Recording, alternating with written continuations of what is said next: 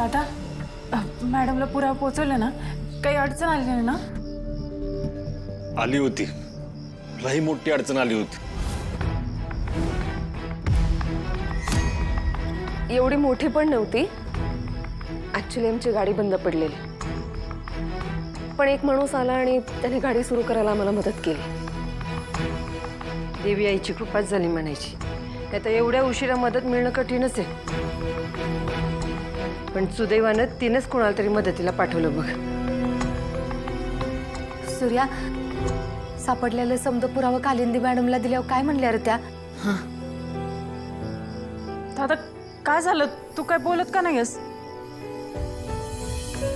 तेजू अगं, पुरावे पुरेसे नाहीयेत असं म्हणणं आहे कालिंदी मॅनचं. डॅडींच्या विरोधात काहीतरी ठोस पुरावा हाती लागायला हवा. हा ग, आता ती कुठनं आणायचं? आपल्याला जेवढं घावलं तेवढं आपण दिलंच की त्यांच्या ताब्यात. पण आपल्याला ठोस पुरावा पाहिजे असेल तर तो शोधायला काय करावं लागेल याचा विचार करायला पाहिजे आपण. हे सगळं होईलच, पण इतकं सहज होईल असं नाही वाटत मला. आईच्या नखामध्ये ना कपड्याचे धागे सापडलेत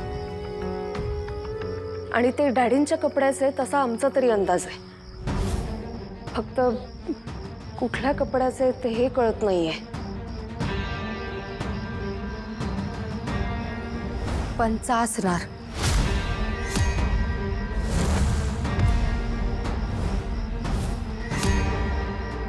मालक जेव्हा अक्कासनी ढकलून देत होतं का नाही, तेव्हा त्यांच्यात झटापटी झाली होती आणि त्या झटापटीतच त्या पंचाचा धागा अक्कांच्या नखात अडकला असेल. आत्या, तुला नक्की खात्री आहे ना याची? अरे वय सूर्या, अरे मी तिथंच होती की. त्या दरम्यानच ही समज झालं असणार आहे. नाहीतर बघ की, कापडं जर फाटली असती तर ती माझ्या लगेच ध्यानात आलं असतं. पर पंचा ही एकमेव गोष्ट आहे जी फाटली तरी कळणार नाही. असं ठोस काही सांगता नाही येणार, पण शक्यता नाकारता येत नाही. आपण शोधून तरी बघूयात ना.